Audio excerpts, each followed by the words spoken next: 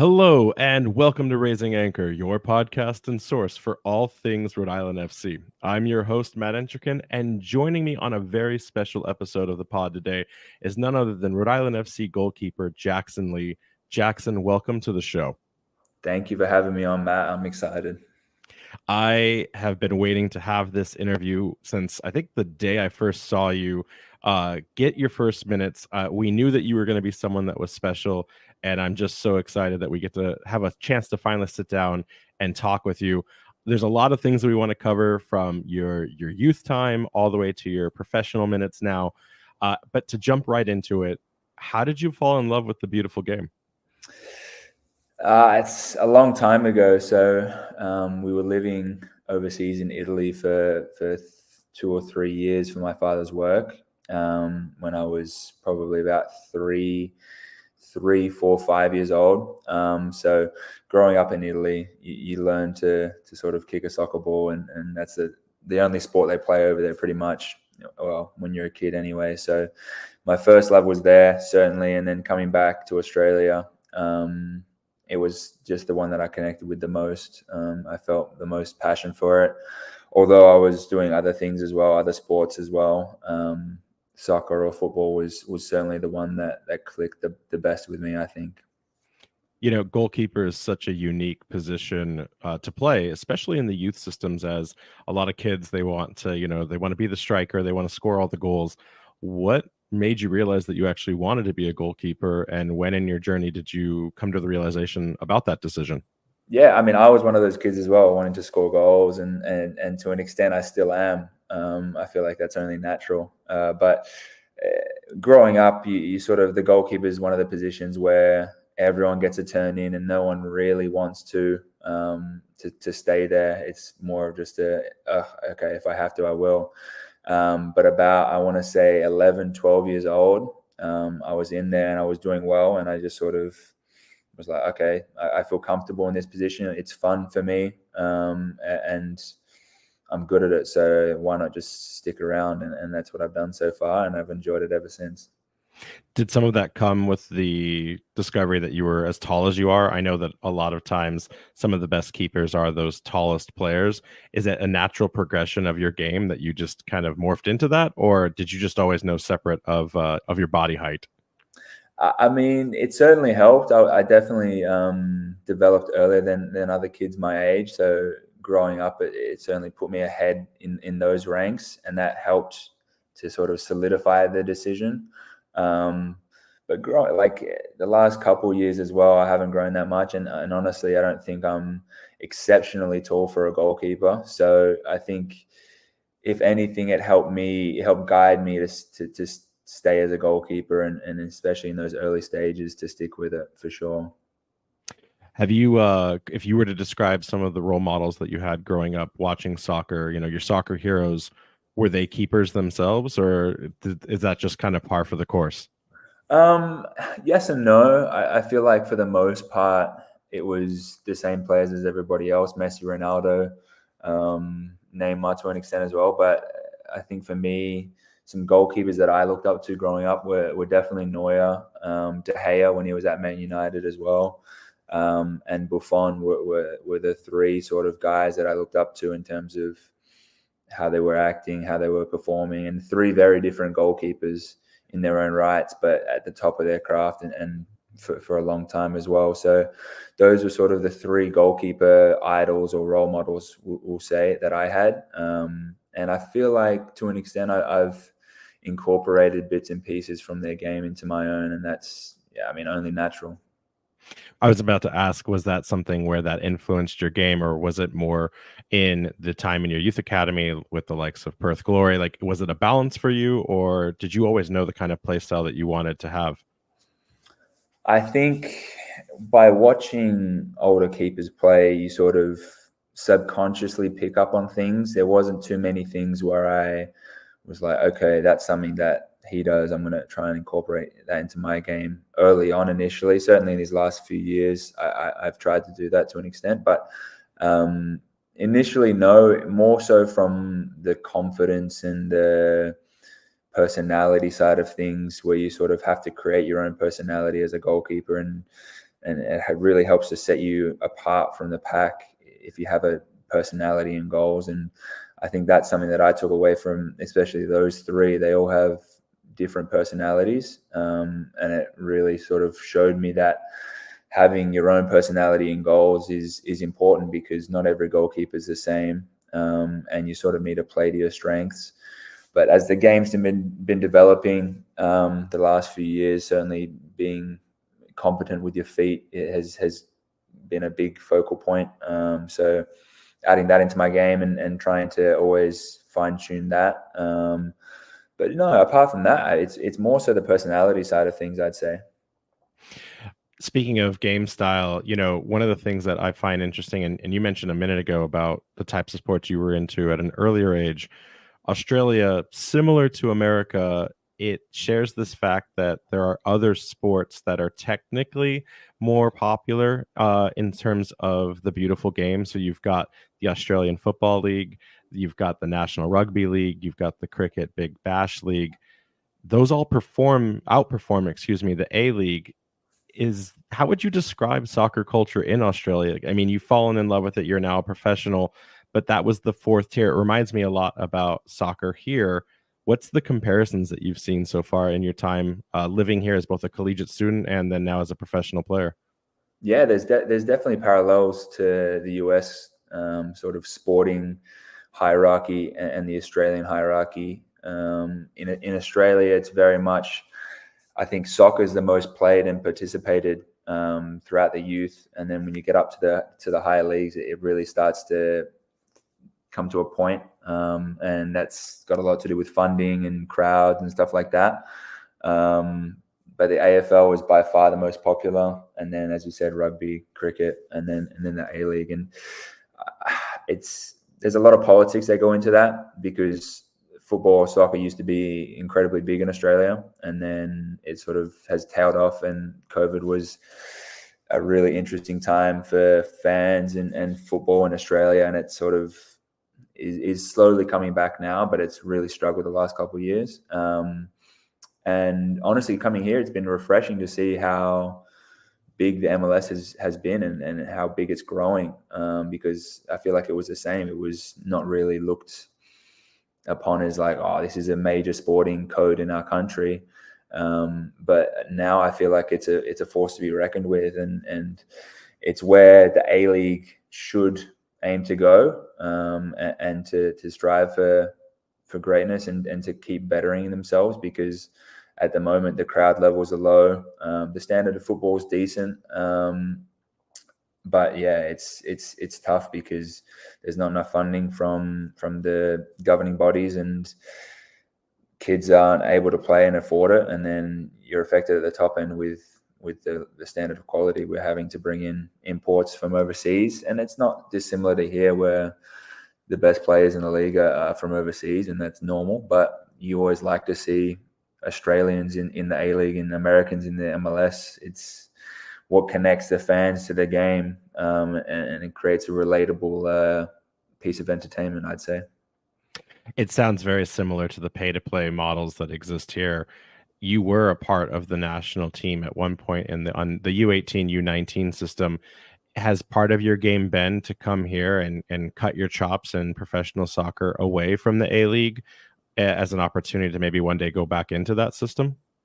Potentially. I think for me, the biggest calling card to coming to the US was being able to get a degree whilst pursuing my goal of professional soccer.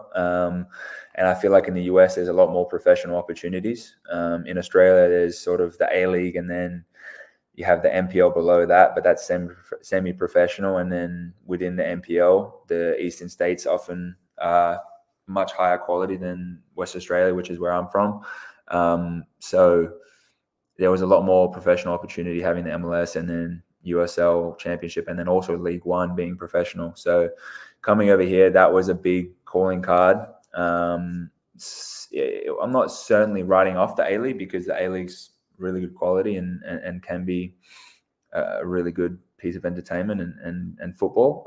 But I think the way that the last few years have progressed for me, working up the ranks in the US and boosting my stock and playing professionally here is my main focus right now.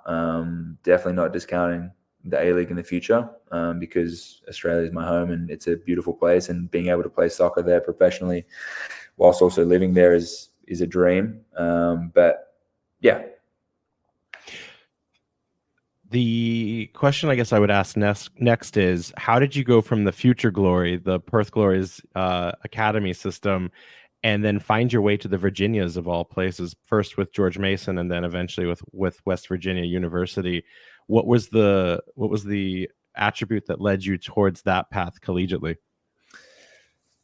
It's a tricky story. So being in Australia, and through my dad's work, as I said earlier, we were living in Italy. I was also born in the States, in Utah, in Salt Lake City in 2001. So I have US citizenship. So having US citizenship opens the door to college and to playing here, because you don't take up a visa spot, an international spot. So that was an avenue that we looked at probably a year or two prior to me eventually coming here. Obviously, I was playing my trade out at Perth Glory and throughout the youth team, which is where I did the majority of my youth team football. And then, it got to a sort of crossroads where it was, do I keep doing what I'm doing for the next couple of years, or do I go to the States and try something new? And I just finished high school, just graduated high school. So it was sort of, there was a timeline. It was a 6 or 7 month sort of break where I didn't have any schooling and it was just football, so I could focus on making a decision. And then, I decided to come to the States, and I went through an agency back home, and George Mason University really liked me. So I knew it wasn't an amazing program I was going into, but there was a new coach and a brand new team. So I felt that I could make a difference, start straight away, which doesn't happen often with freshmen in college. And I knew that there was always the opportunity that I could transfer to a bigger and better team, and inevitably and thankfully that happened when I went to West Virginia. And I've just progressed since then, and we had a really good season last year, and then thankfully it's all sort of ended up with a professional contract at an awesome club, and hopefully it's just the beginning. So let's talk about that professional contract, because I think it's the number one asked question about you. Lots of confusion circling around your origin story with Rhode Island FC. We know that you signed in December with us, but right before that, it was learned that you actually were drafted 28th overall by Los Angeles Football Club. And then suddenly you make your intention or declaration that you'll instead be signing with Rhode Island FC. Can you walk us through that chaotic period of time between being signed to an MLS team, but then choosing to explore a USL path? Yeah, it was a bit of a interesting sort of turn of events. Obviously, we made the College Cup, so I only had a week from the end of the season until the start of the draft, and Carl Spratt, the goalkeeper coach here at Rhode Island, had been speaking to me and had really made Rhode Island's intentions clear about wanting me and really pushing to get me signed. So really presented Rhode Island FC in a great way and very attractively, and inevitably led me to signing there. But then, I wasn't expecting anything to come of the draft, and luckily LAFC drafted me. But I felt that for the immediate future, in terms of the next year and a half, 2 years, I felt like men's football in the USL Championship and trying to compete for games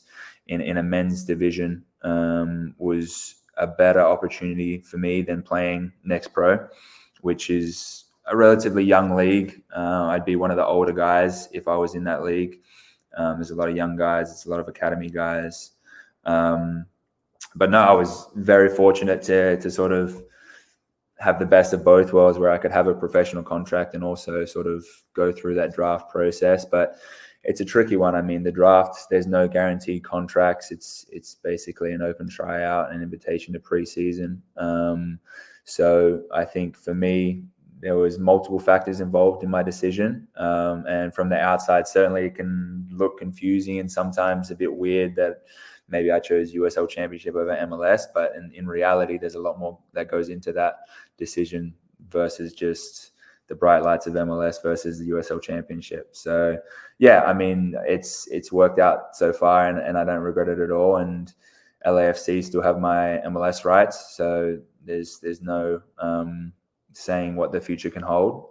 But certainly right now, I feel like I've developed my game a lot, and it's a big part to Spratty, the goalkeeper coach, and the guys, and just being in a professional environment around adults and having some pressure on you every Saturday that you're competing for something and you're competing for a spot. And if you lose, there's consequences. So, yeah, I've really enjoyed it.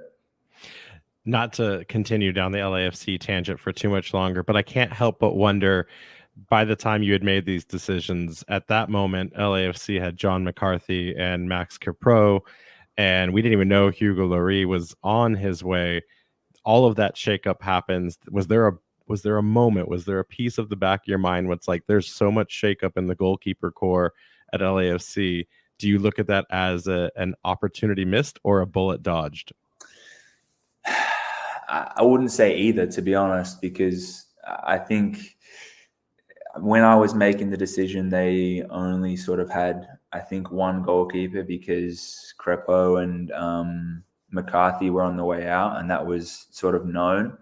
So there was always a what if they bring in someone big, or what if they need a young keeper? So there was always that in my mind, and that definitely played into the decision. So I wouldn't say it was necessarily an opportunity missed.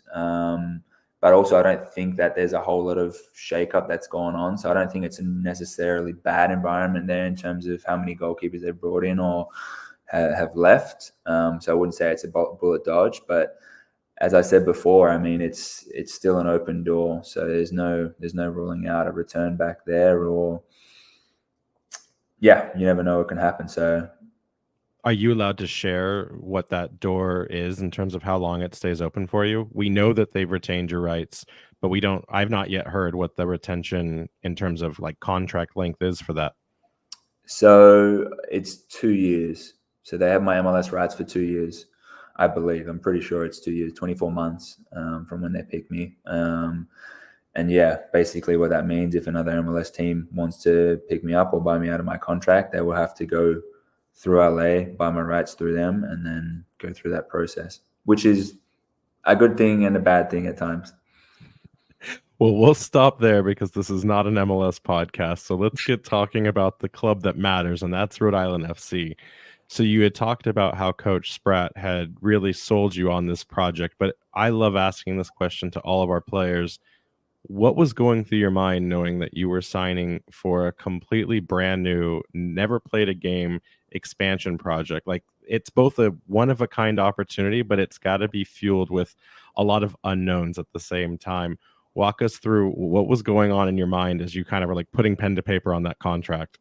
Yeah, it's an interesting one. Like you said, it's sort of a catch-22. You have this exciting new opportunity, but also all the hiccups that potentially come with that. And I think that was attractive for me for two reasons. One being it's a new environment. It's a brand new club in a state that I'd never been to before I signed. In a football-rich culture, from what I heard. And also everyone's coming in on a level playing field, I think was a big thing for me. There's no sort of hierarchy already there. Everyone's new for the most part. Not many of the guys have played with each other.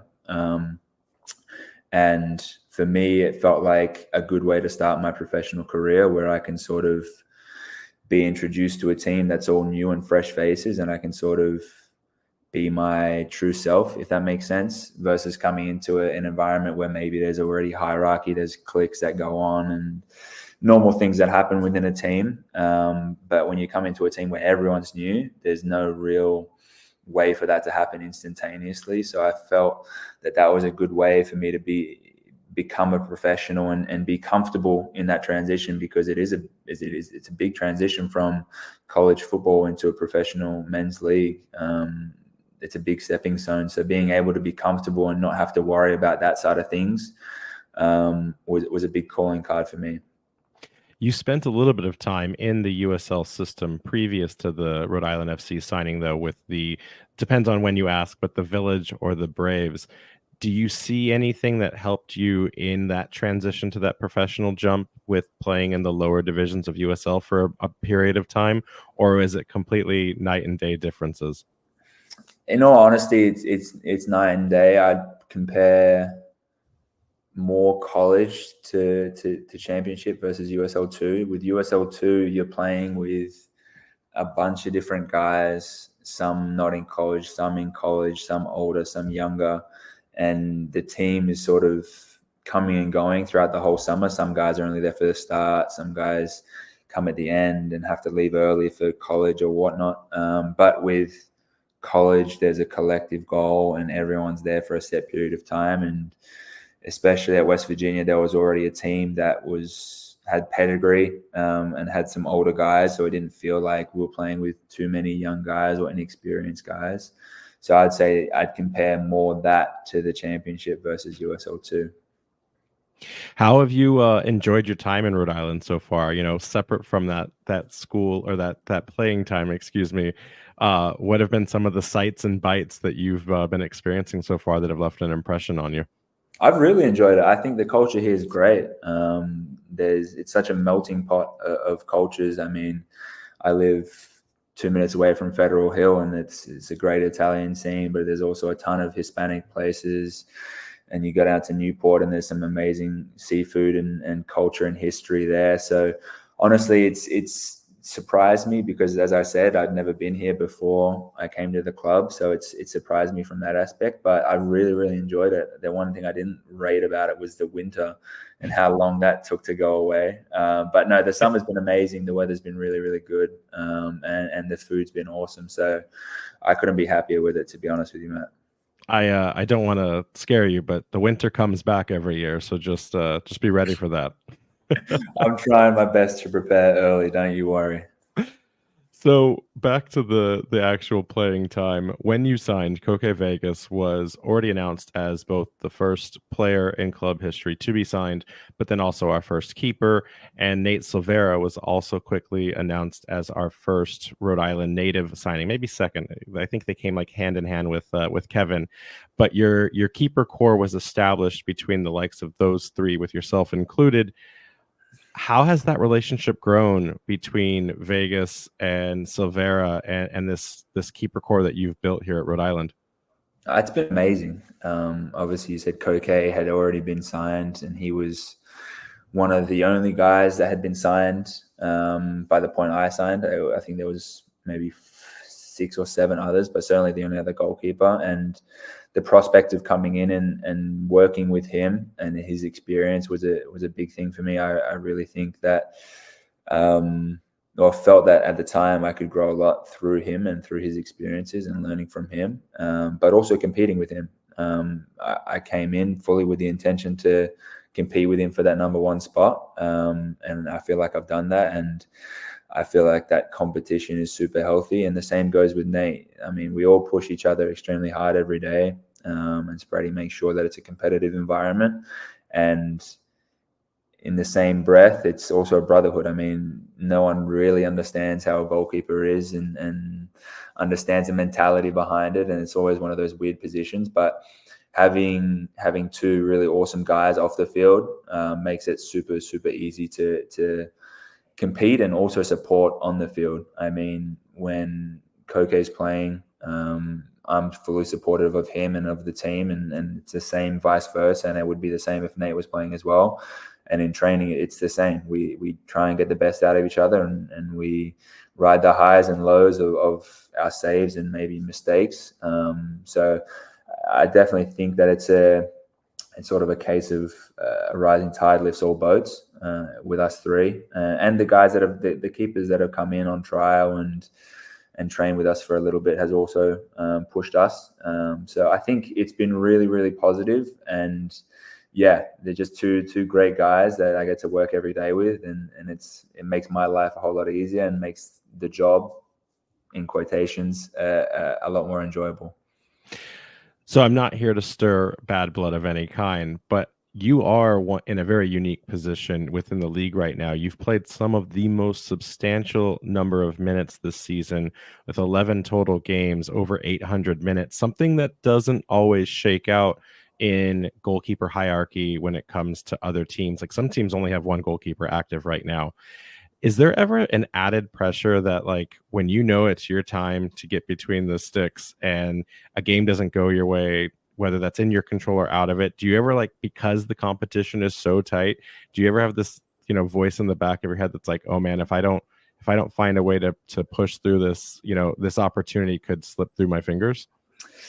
I would say it's a negative voice. I'd say a lot of the time it's a positive voice where you're pushing to keep that spot, and if you're out of the team, you're pushing to get that spot. So when I came in, it was, initially in that Monterey game, it was a bit of a quick turnaround. I was like, okay, 80th minute, sort of you come in, you don't expect it.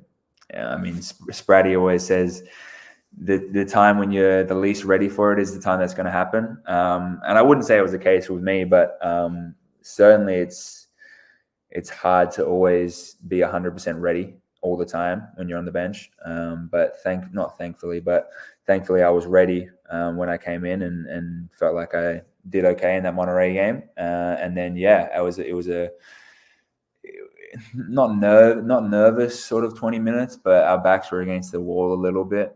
But we did well to get out of there with a point. But in all honesty, I think it's normal in football. It's the same for the field players. If you make a mistake, like, there's another guy waiting in the wings to take your spot, and that's professional football. So I think being able to cope with that pressure is a big part of professional football, and certainly can determine your career, how successful it's going to be or unsuccessful it's going to be. But I think that Spratty's made us both very aware of the situation, and I think that's only fostered better goalkeeping performances from both of us, and hopefully it's shown throughout the season. But I think right now it's a very solid goalkeeper group, which not a lot of teams have, and it's a positive thing, I'd say. And I agree. You've been able to showcase this season in those 11 matches. You've got 30 saves, 3 clean sheets, a couple of other accolades that I want to save for one of the last questions. But you've definitely grown into this role, and you've also seen this team grow. What has that experience been like, as this has been an expansion side that, 6 months ago, this team didn't exist? Yeah, it's an interesting one. It's hard to sort of gauge expectations coming into the season when you've got a brand new team. And certainly that first third of the season was difficult, where we had 305 draws or whatever it was. It certainly felt like a lot.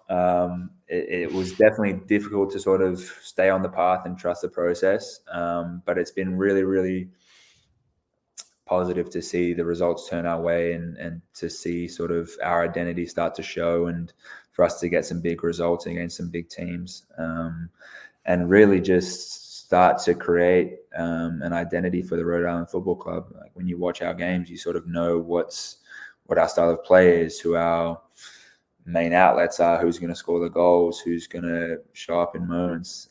So I think right now, as we get into the back end of the season, I'm really excited for what these last sort of 10 games plus playoffs has in store, because I feel like the best is still yet to come.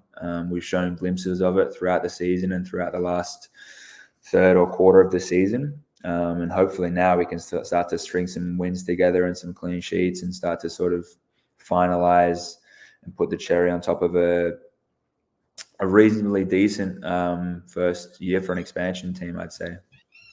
Yeah, one of my favorite things looking into your personal stats this season has been the fact that you lead in the league in terms of some of your long ball accuracy and distribution, and it's not by any like close margin to the next person that can catch up to you in that. I guess what I wanted to ask is, one of the things that you brought was that long ball accuracy, and it really started to change the shape of this team into a winning form away from the 304 draws. And I guess I want to ask, has that always been a part of your game, or is that something that you've been working with under Coach Spratt this season? It's something that I've had for a few years. The last sort of year in Perth before I came over to the States, I sort of really start to refine that long ball, or certainly longer ball, and get it under control and create some distance with some accuracy. And I've used it a lot at my time in George Mason and in parts at West Virginia as well. But having some really potent strikers up top like JJ, like Decoy, like Noah, like Breeder, like Doyle, you have a really good opportunity to open up teams and find spaces that maybe they're not expecting. So being able to refine that every day with Spratty and the guys on the team has been really good. And it's certainly been different from the college game. I mean, I had 2 assists in my last season. Excuse me, at my last season at West Virginia, and started off this year with an assist at Tampa. So it's been something that I've used and certainly been a strength of mine for a little bit of time, but it's also not a direct weapon where every time I do a long ball, it's going to get an assist. It might be do a couple of long balls and then it stretches teams out and it gives us space to play as well. So it's definitely an asset of my game, but certainly something that I still need to work on every day. Speaking of things to work on, if that's one aspect, what are the things that Spratty's teaching you this year? Something that you didn't have as a part of your game that you're enjoying the benefit of his coaching and tutelage? Yeah, it's a lot. It's a lot. But I'd say mainly the speed around the goal, moving left to right, up and down, height in relation to where the ball is in terms of how far I am away from the goal, in terms of 6-yard box or below the 6-yard box or on my goal line. That's certainly something that we've worked a lot on in direct correlation to where the ball is, where the striker is, what the context of the situation is, and just understanding of the game. The professional game is so much quicker than the college game or the USL champion, not USL championship, USL 2 standard. So you always have to be on it, and whether the ball's down the other side of the field or in your own half or in your box, you always have to be switched on. To a certain extent, obviously, there's more impotence on your focus in the 18-yard box versus the other side of the pitch, but being engaged and the understanding of what could happen in the championship, because players are different, every team's different. You have to prepare differently, but for the most part, being always switched on to what could happen has been super important, and it's been something that he's drilled into us from day one, amongst thousands of other things. But yeah, it's been really good working with him. Speaking of good times, I always love asking this question, but there's a benefit here where I didn't realize until looking back and doing the research. You get the audited as the keeper for both the first win ever in club history, but also in home record history as well. So I thought I'd just take a second and ask you, whether it's one of those or something else, what's been one of the most memorable moments of the season so far for you? Certainly the first win and first home win. I think another one was my first clean sheet at home. No, first clean sheet. And I think at home, I think they were both on the same occasion. So I'd say all of those being my first year as a professional are certainly things I'll remember for a long time. And it being the first win and first home win and first clean sheet of the club. The club's history is also an added extra little bit of proudness and certainly something to look back on in the future. But apart from that, I mean, the season goes super quickly. So I think more so seeing how I've progressed throughout the year from the start of the year to now is something that I always like to look back on and sort of take a step back and see it from a different perspective, because the season goes quick and these things happen, but then you got to move on very quickly. So you don't really get a whole lot of time to look back on it. So there's numerous moments that I've been proud of in terms of myself, but certainly being a part of the first win and first home win and first clean sheet were all things that I was super lucky to be a part of, I'll say, because it's not down to one person. It's very much the whole team and the whole goalkeeper unit and the coaches. So I was just very fortunate that I was on the field for that moment in time. But yeah, it doesn't make me less proud, that's for sure. Are you a big fan of the tradition of clean sheets? Get donuts? It seems like that's a big thing around the club now. I am a big fan of that, and it's even better when we win with a clean sheet. We get the good donuts. But yeah, no, I'm loving that for sure. What's your go-to donut? It's a good question. There's some really good donuts at PVD downtown, but they're very, very eclectic donuts, like weird ones. But in terms of normal donuts, you can't go wrong with a traditional glazed or a Boston cream. All right, you heard it here first. Getting into the business end of this, like you said, we're in the tail end stretch of games before the playoffs. The club is continuing to knock on the door of making a deeper push into the standings, and then there's a point or two differentiation right now between 8th and I think 5th place right now. What, in your opinion, does this team need to do during this final stretch to make sure that they secure a playoff berth? And then, how do you feel? Are we in a good spot, or is there more work to be done? What is coach telling you guys is the main objective? Lots of questions there, but I'll let you kind of choose your adventure on how you want to answer it. Yeah, thank you. Like you said, it's very, very tight right now, and that's a good thing and a bad thing. I think we had a graphic up the other day before training, and it was we're a point or 3 points off being in 9th place and 4 points off being in 4th place and having a home playoff berth. So there's not much in it. And this is sort of the time where good teams start to shine, because this is where the pressure gets high and there's real consequences to drawing games or to tying games and even losing games. So in terms of what we need to do, I think we've been really good the last few weeks in terms of finishing. Obviously, the last game was a tricky one. Loudoun's not an easy team to play, and certainly away. So I'm not discounting that, but there was definitely chances in that game that we probably should have taken. But in saying that, we had a really good defensive performance as well from all of the defenders that played, and Koke as well. But I think putting together complete performances is the next step this team needs to take. We haven't had a clean sheet win away from home. We haven't strung too many consecutive clean sheets together, too many wins together. So I think having more complete performances at the back and at the front is where we can step up. And I think everybody knows it in the team and out of the team, and the coaches are the same. But we're not far off. And I think with the personnel that we have, there's no saying that the top 4 is out of the question. And I think that with some of the results we've put in earlier in the season, I think that we can replicate some of them in the last 10 games and get some more really, really positive results going into playoffs. And then in our last 2 questions here, one, you mentioned earlier about how it's a new team and, there weren't these pre-existing relationships to a certain extent. Obviously, there's a lot of younger players from the Revs Academy. But the one I was the most interested in asking you about is you're a West Virginia guy, and there are now 2 players from Marshall on this squad. What is that situation? What's that relationship like? Especially considering they're both defenders in front of you.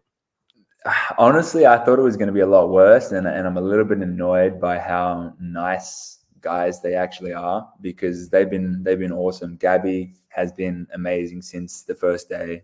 He's a really, really likable guy. I don't think he has anybody on the team that would say differently, and Morris is exactly the same. I think they both really bring a lot of professionalism to the team. And that's a lot to do with the program at Marshall. I mean, it's an impeccable program. They've had a lot of national success. And the rivalry with West Virginia University is only a part of that, because West Virginia University has also had a lot of success the last few years as well. But honestly, it's been really good to have them here, because they've been through similar experiences as me, because they're both internationals. They both spent a lot of time in West Virginia. I've played against them both. So they've had a lot of similar experiences to me, and that's been really relatable in terms of the discussions we've been having. And it helps that they're really, really nice guys. So it's been really good, actually. All right. And then they say that goalkeepers make the craziest friends off the pitch. Is there any truth to that standard, that motto, or would you say that is highly miscalculated and misinformed? I mean, I've heard some stories, but I'd say in my case, I'd feel like I'm pretty level-headed for a goalkeeper, and I feel like all of our goalkeepers are pretty level-headed. I've definitely met some goalkeepers in my time that have been on one end of the scale, I'll say. So it's certainly a position that takes a little bit of craziness, but I like to feel that I have a certain neutrality to the rest of my life and sort of separate it almost. That's fair. That's fair. So, in conclusion, just wanting to ask, you're a young goalkeeper in a sport where it's probably the position that you can get the most longevity out of the role. I think back to how Brad Guzan, I think he's 40 now, and he's still manning the goal for Atlanta United. For you yourself, what's the long-term play? Obviously, this is a stepping stone to probably something much bigger, but what would you like to see yourself in the next 3 to 5 to 10 years? Where do you envision your career taking you? It's an interesting question, but I like how you framed it. I think having the understanding that, like, being a goalkeeper provides you with a certain longevity.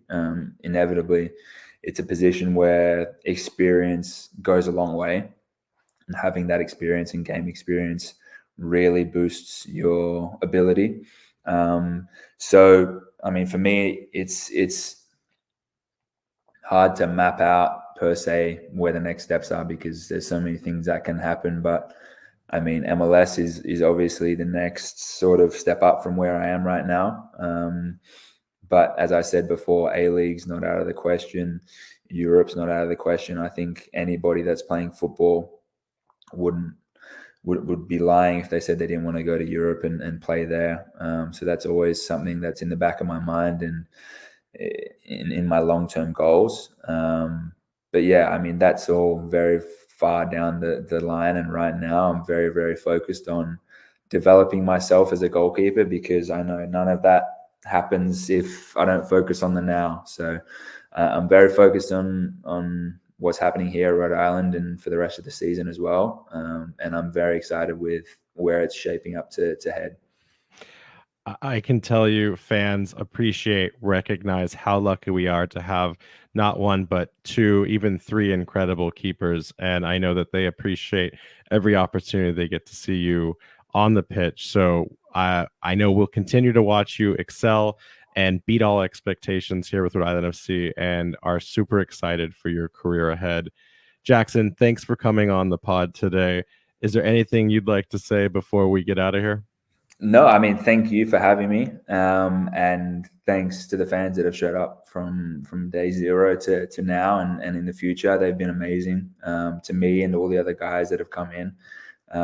They're most definitely our 13th man, and even days like maybe it was Charleston or Pittsburgh where it was absolutely bucketing down and it was freezing. I remember that vividly, and there was still hundreds and maybe thousands of fans in the stands, and it goes a long way. Certainly it goes a long way, because it shows that there's support and there's a real love for the game here, and it makes a massive difference for the players. So thank you guys for coming out, and thank you for doing all that you do. You've been awesome, and really supportive of all the guys, and it's been really, really nice. So thank you, and long may it continue.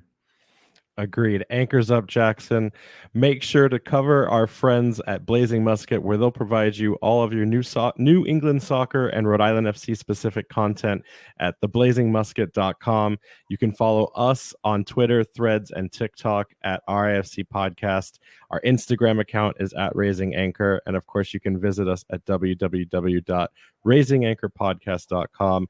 Jackson, have a great rest of the season, and we can't wait to see you out there again soon. Thank you very much, Matt. See you soon.